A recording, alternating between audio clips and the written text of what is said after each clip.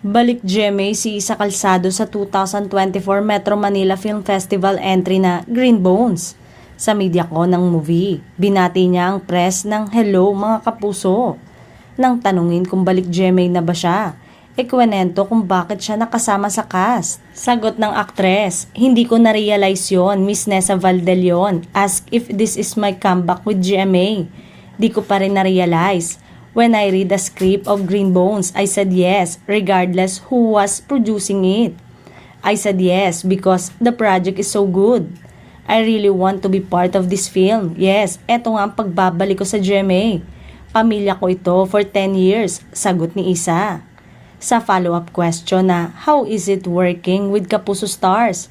Sabi ni Isa, si Wendell Ramos, hindi niya naka-eksena sa movie.